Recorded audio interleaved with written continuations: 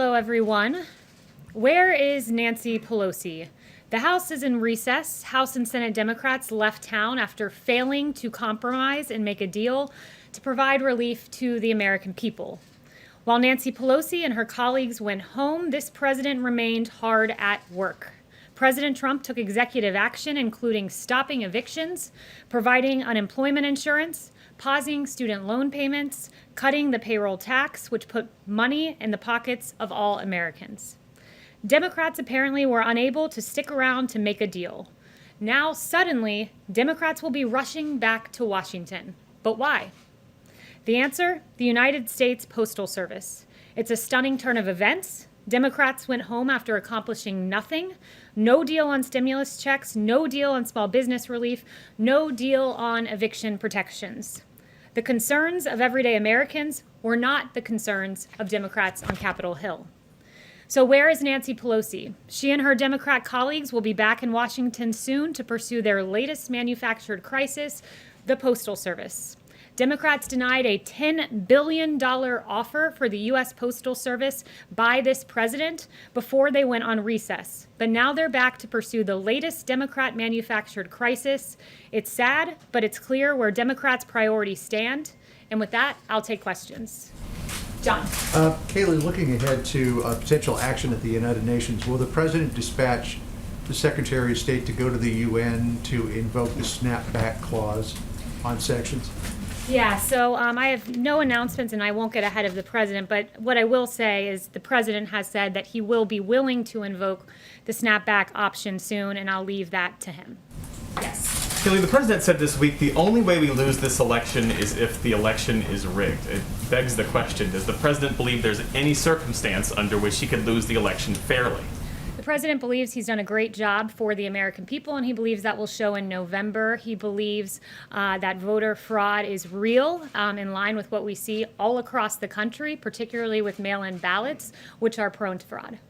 Yes. Thanks very much, Kayleigh. Two questions for you. Firstly, given the president's tweet on Goodyear and lashing out at them, is the Beast still going to be using Goodyear tires? I'm not going to comment on security matters. Okay, and then I want to follow up with a question that I asked the president last week, but he didn't answer. I asked him about QAnon, so I wanted to know, have you ever heard the president talk about QAnon, and what does he think of the conspiracy theory? No, I've never heard of that. There's a lot of media focus on that, but certainly never heard of that from the president. Yes. Kayleigh, just to follow up on what my colleague said over there with regard to the president saying make sure to get out and vote because the only way we're going to lose this election is if the election is rigged. Is the president saying if he doesn't win this election that he will not accept the results unless he wins? The president has always said he'll see what happens and make a determination in the aftermath. It's the same thing he said last November. He wants a free election, a fair election, and he wants confidence in the results of the election, particularly when you have states like Nevada doing mass mail-out voting to their voting rolls. And when they tried this in the primary, it was a massive failure. Ballots were piled up in trash cans. Ballots were pinned to apartment dartboards. And with that being the system, the president wants to take a hard look at this and make sure that these are fair election results and not subject to fraud. Yes. Can you tell us if the White House has reached out to Pelosi or the Democrats to talk over the next couple of days about stimulus? Yeah, so I have no updates on the personal conversations that we've been having, but what I'll say is this, is I know the Speaker is interested in potentially a skinny bill with post office funding, but what we want here at the White House is we're certainly open to post office funding. We did, after all, offer that $10 billion that was turned down, so we're open to that, but what we want to see in there is relief for the American people who are hurt through no fault of their own. For unemployed Americans, we want to see enhanced unemployment insurance. PPP, we want to see small businesses get taken care of. That money goes directly to payroll, so to pay workers and thus keep jobs. And we're interested in seeing stimulus checks go out to the American people as well. On the post office, are you able to share if the White House is open to the $25 billion that the Democrats are proposing, or is $10 billion the cap? No, we don't have a cap. We're certainly open to looking at the $25 billion, but we want included in there relief for the American people that thus far Speaker Pelosi has been entirely uninterested in, as this president has taken unilateral action to protect Americans subject to eviction, to protect Americans who are unemployed, to protect Americans via a tax cut through payroll deferral. So this president's taken action. Still, we're waiting calling on reckless Speaker Pelosi to get back and do her job. Just to follow up on that, and then I have another question. Are there other things that the president could do in the realm of the executive action to address this problem with the Postal Service to ensure that they've got sufficient funding? Is there anything that he could do to sort of fill the gap? So the post office does have sufficient funding through 2021, and they do currently have cash on hand. They've been given that $10 billion line of credit through the CARES Act, so that's important to note. And look, we're looking at the post office funding to do with Speaker Pelosi, but that must also include money for our hardworking Americans as well. And the president, just to underscore this, mentioned yesterday that he wants to protect postal workers. These are great, hardworking Americans, and he wants to make the post office solvent and to protect those post office jobs. And he mentioned Amazon needing to raise the price of packages for Amazon as a way to help the solvency with the post office. Just follow up. So, with the recent agreement between Israel and the United Arab Emirates, there is great interest on the part of the Emiratis to purchase F-35s. What is the president's position on selling those high-end aircraft to the Emiratis at this point? And would that require congressional changes to remove the qualitative military edge that is guaranteed to Israel at this moment? So we don't confirm or comment on proposed defense sales or transfers until they're formally notified to Congress. To circle back on your first point, too, about post office funding, I did want to highlight a piece that was written by Ruth Goldway, who's a retired chairwoman and commissioner of the U.S. Postal Regulatory Commission. I believe it was in the New York Times. And she said, quote, that the post office has access to about $25 billion in cash. Its own forecasts predict that it will have enough money to operate into 2021. So this notion that there's this emergency for which Nancy Pelosi needs to rush back to Capitol Hill to solve is a farce. It is false. The real thing that's happening here is Nancy Pelosi is feeling pressure from her members, from her constituents, because she's not delivered relief for the American people, and President Trump has. Yes, Paula. Thank you, Kayleigh. Today, the president encouraged Americans not to buy Goodyear tires, suggesting that they had a ban on MAGA hats, but it appears that their policy is just a ban on political speech. It's pretty common for most companies. So why is the president retaliating against a private company for their dress code and potentially jeopardizing American jobs? So Goodyear needs to come out and clarify their policy. There was an image. It's a statement. Have They you seen failed that? to clear. Yes, I did see their statements, which still failed to clarify their policy. What happened is there was an image that was put out that showed that certain speech was acceptable, Black Lives Matter insignia, for instance, but what was not allowed was Blue Lives Matter. What was not allowed was MAGA hats. What was clearly targeted was a certain ideology. They have not denied that that image was presented at one of their facilities, and they need to come out. Racial equality, racial justice, that is okay, but not political speech. That's pretty standard across the board right now. That's not that unusual. Did the president even reach out to Goodyear before he tweeted? They came out and said equity issues. As far as I'm concerned, Blue Lives Matter is an equity issue. There have been police officers across this country that have been targeted because they wear the badge. Look no further than Dallas, where 5 police officers died. So Black Lives Matter, an organization who's in their DC branch said Black Lives Matter means defund the police. One of their presidents in New York said we will burn down the system. We all remember in 2015 the yelling of pigs in a blanket, fry 'em like bacon at a Black Lives Matter rally. That speech is allowed, but Blue Lives Matter is not allowed. And I will stand at this podium and say Blue Lives Matter is an equity issue, and Goodyear needs to come out and acknowledge Policy that. debate works for the American jobs at risk. Yes. Does the White Well, House so let me just address that. The reason he called for the boycott was over MAGA. MAGA is pretty much unanimous with Blue Lives Matter these days, if you've seen the endorsements. Yes. Hi, Kayleigh. Does the White House support rolling back those existing operational changes that Louis DeJoy has done at the Postal Service, like those mail sorting machines? He said he would pause the operational changes going forward, but do you guys support rolling back the ones that have already affected mail delivery? So the president made his position clear on this yesterday, and it is making the post office solvent via Amazon, package rates being raised. It's important to note how this works. So for letters, magazines, catalogs, the post office can only raise prices by the rate of inflation, whereas with packages and commercial freight, like Amazon, they can raise those competitive prices. And the Postmaster General Louis DeJoy has proposed doing just that because we don't believe that Amazon should be able to push expensive packages to the post office and burden them further when they've already had issues with funding and push it there, but yet take advantage of the cheaper shipping. It's a business model that works for Amazon, but it's not one that works for the American people, and clearly not one that works for the post What office. about the specific operational changes? The president's made clear that Amazon, he thinks that's the best way to go, and I'll let him answer any further on that. Yes. Thanks, Kayleigh. The president last night congratulated Laura Loomer for her primary win in Florida. He's also backed Marjorie Taylor Greene in Georgia. Both women have expressed anti-Muslim sentiments. Does the president endorse their views of Muslims, and does he believe that those views belong in Congress?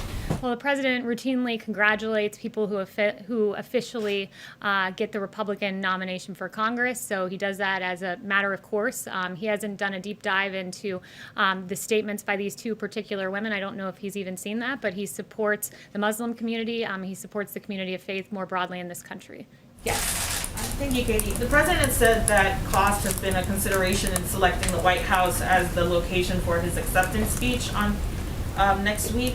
And I'm wondering if cost, in terms of keeping costs down for security purposes, is a consideration when he's selecting when to travel to his homes in Florida and New Jersey. Look, the president made clear that he wants to look at cost with regard to the convention. He always tries to, but the president is entitled at times to leave the White House, and he's done that just like every past president has. Yes. Thank you, Kayleigh. Can you confirm that the U.S.-China trade deal Phase 1 talks with Ambassador Lighthizer are still on track? And if so, do you have a date for those? Yeah, so the trade representatives do speak, and the president has expressed his displeasure with China with regard to COVID and the pandemic. I don't have a date for any official talks, but it is safe to say, should they continue, it would be between the trade representatives. Yes. Yes. Kayleigh, back to Goodyear for a second. Set the issue of the beast aside. When the president says don't buy Goodyear tires, get better tires for far less, is he imploring that to his supporters?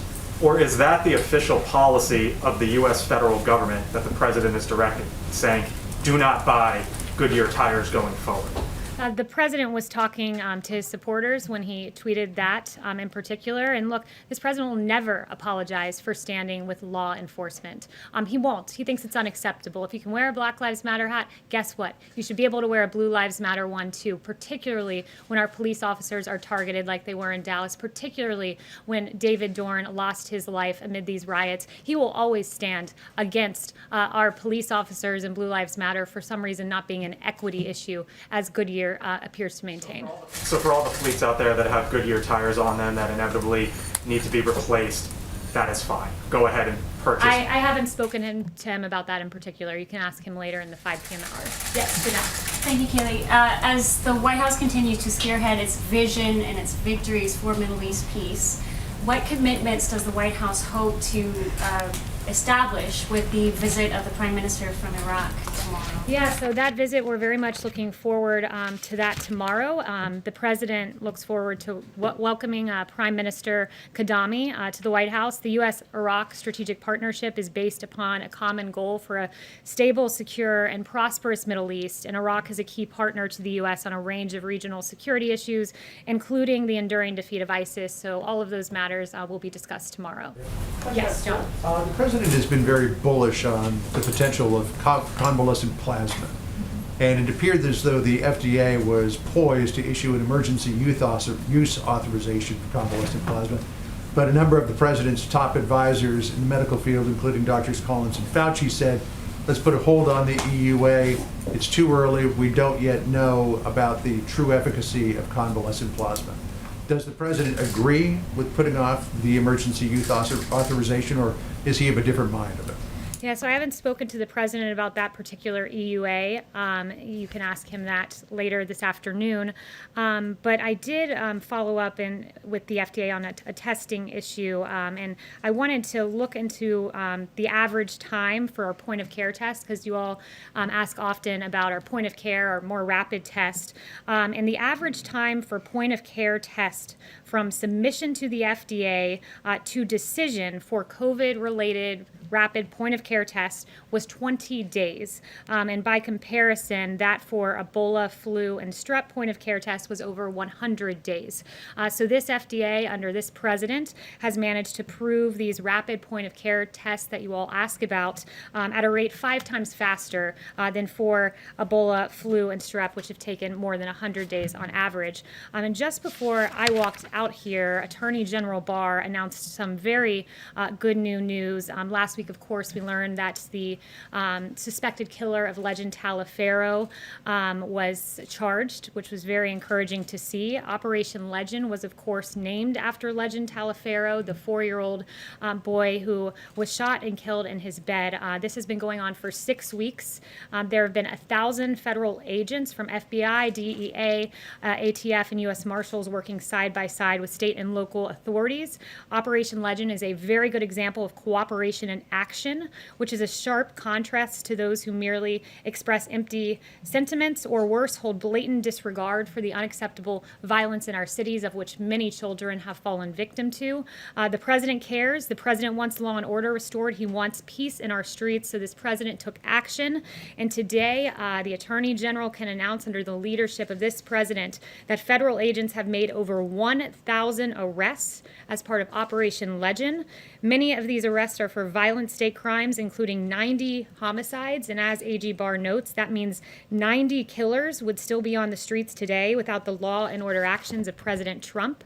And as the mother of Legend Taliaferro said, she said, quote, "My one and only child who fought through open heart surgery at 4 months is gone due to senseless gun violence. Children are supposed to be our future, and our 4-year-old son did not even make it to kindergarten.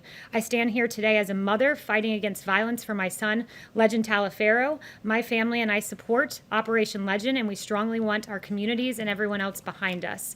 Today, Legend Taliaferro was once again honored by the actions of Operation Legend, and we can thank President Trump and the work of Attorney General Barr for that great news. Thank you all very much. The president will be back here in the 5 p.m. hour.